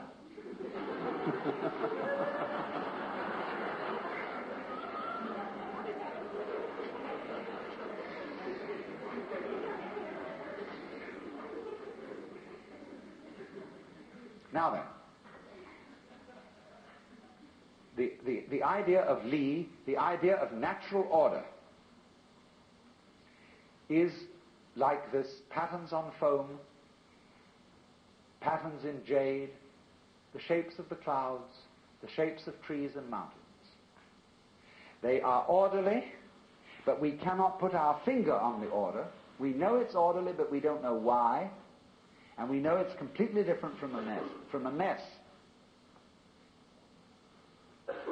The order of nature is in that way then indefinable. When St. Augustine was asked what is time, he said, "I know what it is, but when you ask me, I don't." And So in the same way, the Chinese would say, we know what the order of nature is, but if you ask us, we don't. The poet says, picking chrysanthemums along the eastern fence, gazing in silence at the southern hills, the birds fly home through the soft mountain air of dusk. In all these things there is a deep meaning, but when we are about to express it, we suddenly forget the words. That's Li. Nature as a self-ordering principle, but it doesn't really know how it does it. Another poem says, if you want to know where the flowers come from, even the god of spring doesn't know.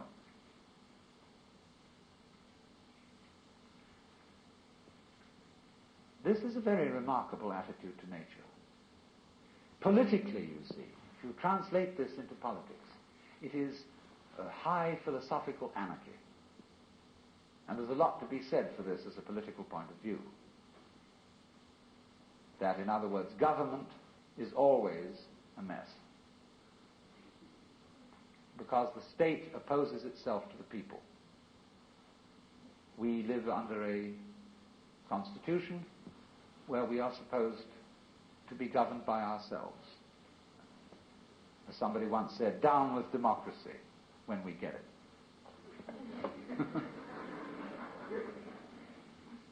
Because the state always, the government always creates itself as a business in competition with all the other businesses. And it wins, because it's the biggest one of the bunch. The Taoists said of the state that it should be as anonymous and as unobtrusive as possible. That is to say that the emperor, instead of going around in processions and being heralded and flags waved, should be as unobtrusive as the head of the sanitation department. You know, he's a man, just a guy who goes around in a plain ordinary suit and really attends to his job. And the head of the sanitation of the city of Dallas goes around. You don't have a police escort and sirens blowing and flags waving. He simply does his job. And the feeling of Lao Tzu is that the president or the emperor should have the same kind of attitude. That he should simply help the people and retire and not claim any merits for it. Always withdraw himself. Always be behind the scenes. Not striving for power, but simply to help things along.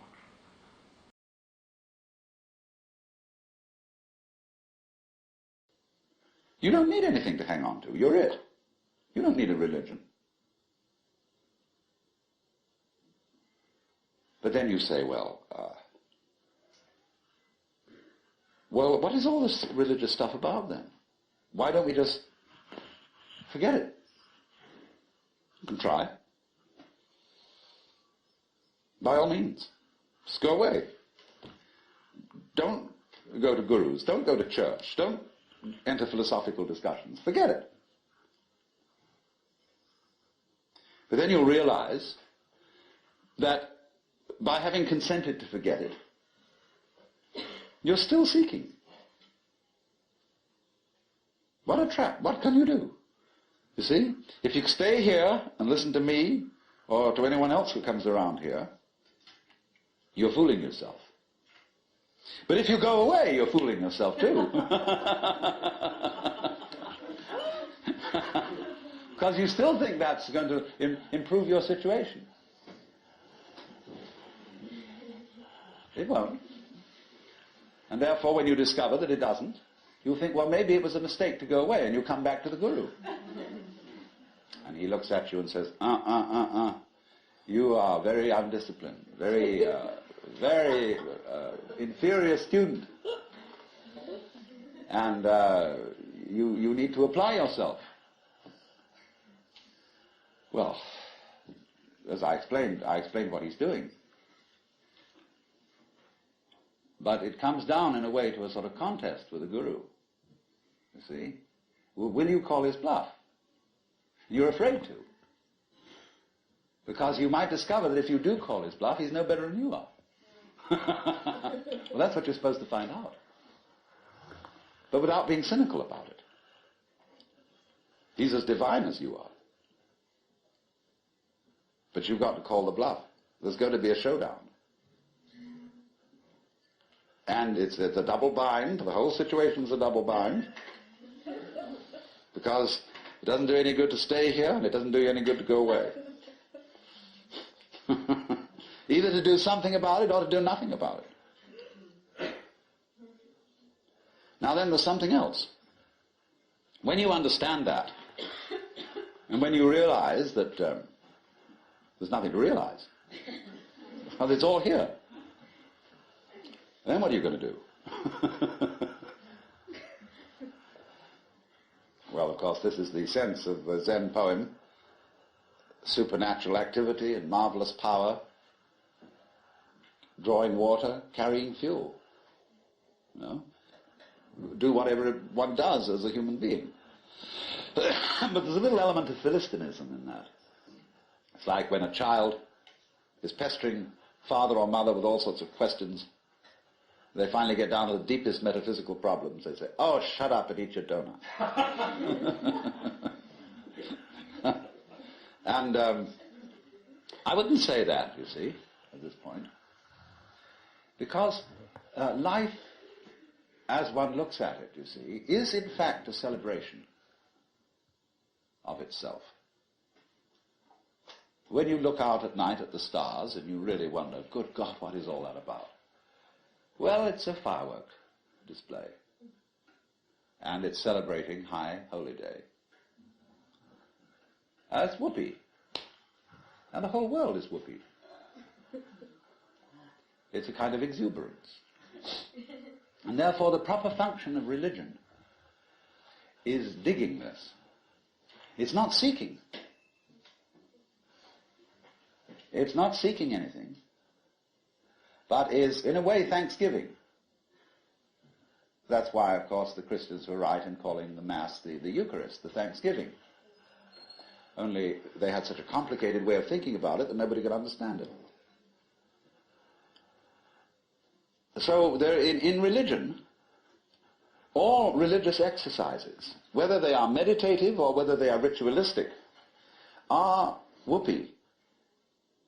They are not something you do in order to attain anything. They are like art forms, like dancing. They are expressive of attainment, of the attainless attainment. So here's another hang-up for you. When you go to Mr. Suzuki, who runs the Zen Center, he's a good disciple of Dogen, who brought Zen, a certain school of Zen to Japan in the 13th century. Dogen said, you can't sit and meditate unless you're already a Buddha. In which case, why meditate? Well, meditation is just the way a Buddha sits. And he called this sitting just to sit, not to attain enlightenment. Because the minute you do that, you see, you're not meditating.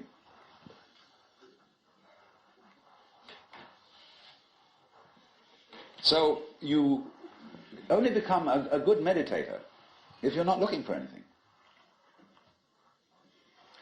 And therefore, you realize what a great thing it is to be able to sit.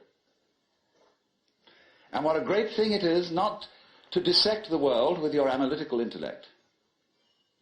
To be able to look out at the water or the trees or at the floor and the light on it in front of you without calling it light or floor or trees or thinking that it has parts or thinking that it's complicated. It isn't. So when you can sit without thinking, not with an empty mind, mind you, I'm going back to that point, not with an empty mind, but just a non-analytic mind, a non-probing mind, where you're not creating problems all the time, by trying to control it, by trying to control your mind, by trying to control your experience, what you see and hear.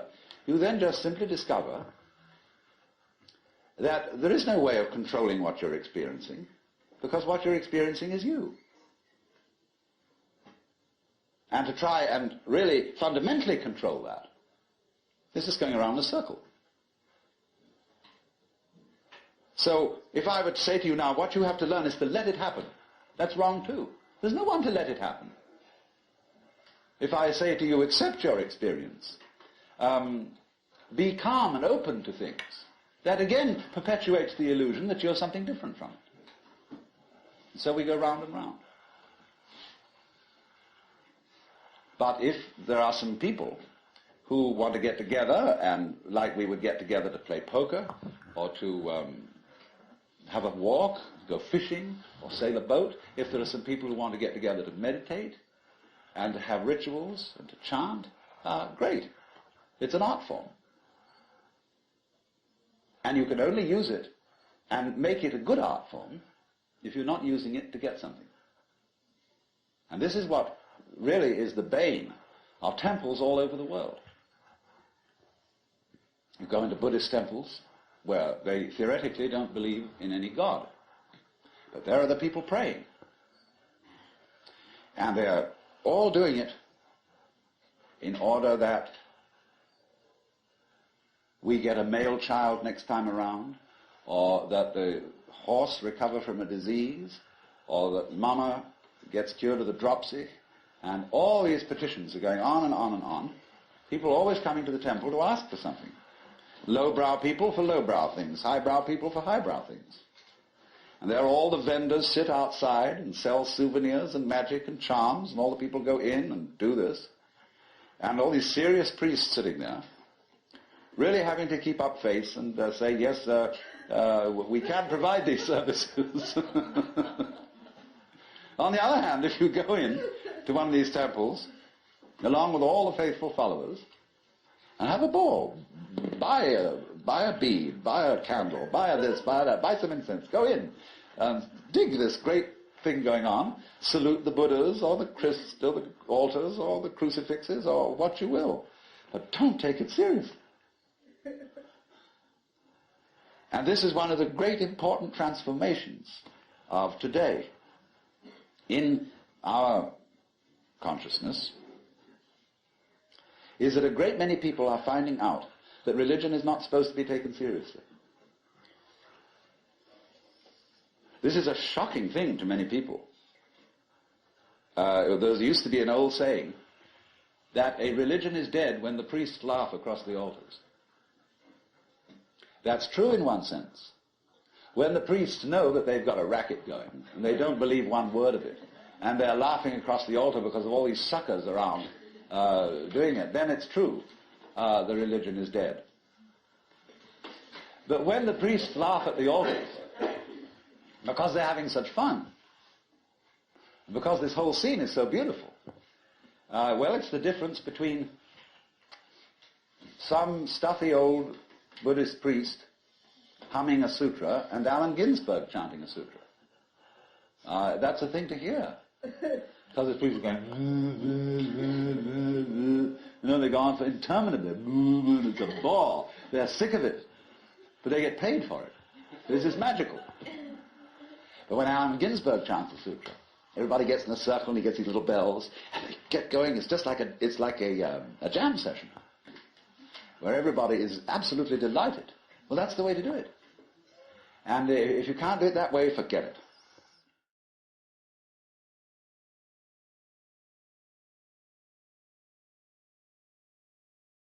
So then, here is a conception of nature as something you must trust.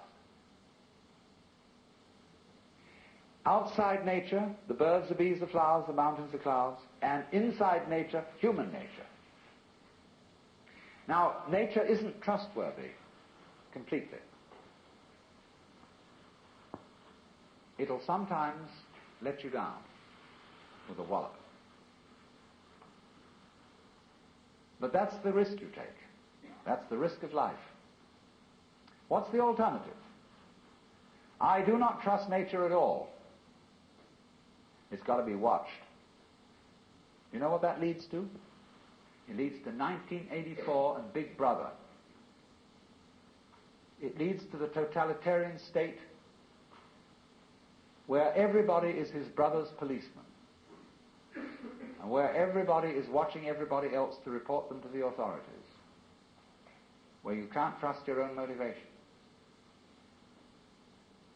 where you have to have a psychoanalyst in charge of you all the time to be sure that you don't think dangerous thoughts or peculiar thoughts. And you report all your thoughts to your analyst. And your analyst keeps a record of them and reports them to the government. And everybody is busy keeping records of everything. It's much more important to record what happens than what happens. This is already eating us up. But you see, the thing is this: if you don't have a room in your life for the playful, life's not worth living. All work and no play makes Jack a dull boy. But if the only reason for which Jack plays is that he can work better afterwards, he's not really playing. He's playing because it's good for him. He's not playing at all. You have to be able to be a true scholar. You have to cultivate an attitude to life where you're not trying to get anything out of it. You pick up a pebble on the beach. Look at it. Beautiful. Don't try and get a sermon out of it. Sermons in stones and God in everything be damned. Just enjoy it. Don't feel that you've got to salve your conscience by saying that this is for the advancement of your aesthetic understanding. Enjoy the pebble. If you do that, you become healthy. You become able to be a loving, helpful human being. But if you can't do that, if you can only do things because they are somehow you're going to get something out of it, you're a vulture. So, we have to learn. We don't have to, you don't have to do anything. You don't have to go on living. But it's a great idea. It's a great thing if you can learn what the Chinese call purposelessness. They think nature is purposeless. When we say something's purposeless, that's put down. There's no future in it. It's a washout. But when they hear the word purposeless, they think that's just great. It's like the waves washing against the shore, going on and on and on forever with no meaning. A great Zen master said as his death poem, just before he died, "From the bathtub to the bathtub, I have uttered stuff and nonsense. The bathtub in which the baby is washed at birth, the bathtub in which the corpse is washed before burial, all this time I have said many nonsenses. Like the birds in the trees go, twee, twee, twee, twee, twee, what's it all about?" Everybody tries to say, oh, that's a mating call. Purpose, trying to get their mate, attract them with a song. That's why they have colors. Butterflies have eyes on them. Self-protection. Engineering view of the universe. Why do that? They say, well, it's because they need to survive. Well, why survive? What's that for? Well, to survive. See, human beings are really a lot of tubes. And all living creatures are just tubes. And these tubes have to put things in at one end and let it out at the other. Then they get clever about it and they develop nerve ganglia on one end of the tube, the eating end, called a head. And it's got eyes in it, it's got ears in it, it's got little organs, antennae and things like this. And that helps you to find things to put in one end so that you can let them out the other. Well, while you're doing this, you see the stuff going through wears the tube out. And so that the show can go on, the tubes have complicated ways of making other tubes who will go on doing the same thing. In at one end, out the other. And they say, well, that's terribly serious. That's awfully important. We've got to keep on doing this.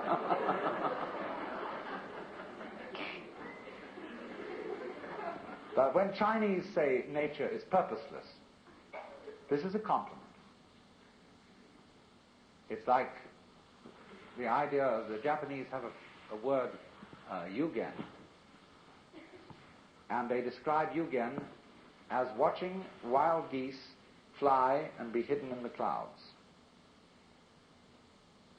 as watching a ship vanish behind a distant island, as wandering on and on in a great forest with no thought of return. Haven't you done this? Haven't you gone on a walk with no particular purpose in mind? Carry a stick with you and you occasionally hit at old stumps and wander along and sometimes twiddle your thumbs. It's at that moment that you are a perfectly rational human being.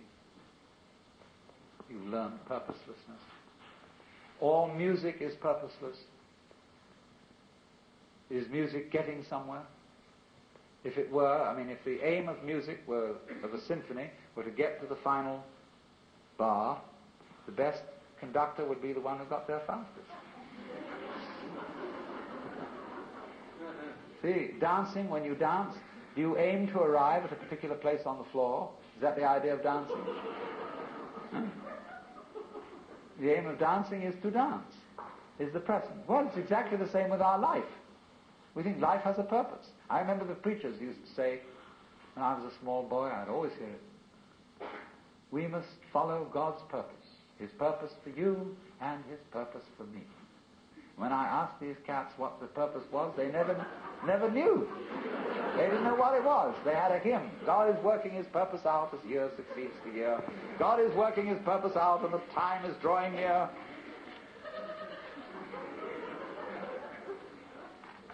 The time when the earth shall be full of the glory of God as the waters cover the sea. What's the glory of God? Well, they weren't quite sure.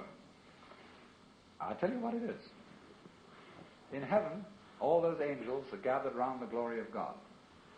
That is to say, the which than which there is no whicher. Catholics call it the beatific vision, the Jews call it the Shekinah. And they're all those angels. And they're standing around it and they're saying, Alleluia, Alleluia, Alleluia, Alleluia. It means nothing. They're just having a ball. See, that's what happened in the beginning. When God created the universe, it was created like all stars, all planets, all galaxies. They're vaguely spherical. He created this and He said, have a ball.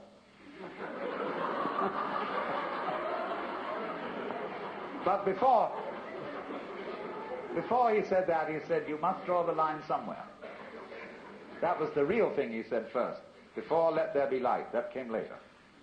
First thing was, you must draw the line somewhere. Otherwise, nothing will happen. You've got to have the good guys, the bad guys, you've got to have this, you've got to have that, the black and white, light and darkness. Must draw the line somewhere. Now, here's the choice then. Are you going to trust it or not? If you do trust it, you may get let down. And this it is yourself, your own nature, and all nature around you. There are going to be mistakes. But if you don't trust it at all, you're going to strangle yourself. You're going to fence yourself round with rules and regulations and laws and prescriptions and policemen and guards, and who's going to guard the guards, and who's going to look after Big Brother to be sure that he doesn't do something stupid. No go. Supposing I get annoyed with somebody in the audience, and I'm going to throw this ashtray at them. But I don't want to hit my friend sitting next to that person. I want to be absolutely sure this ashtray hits that individual. And so I don't trust myself to throw it. I have to carry it along and be sure I hit that person on the head. See, I don't throw it because I can't let go of it. To throw it, I must let go of it. To live, I must have faith. I must trust myself to the totally unknown. I must trust myself to a nature which doesn't have a boss, because a boss is a system of mistrust. That is why Lao Tzu's Tao loves and nourishes all things, but does not lord it over them.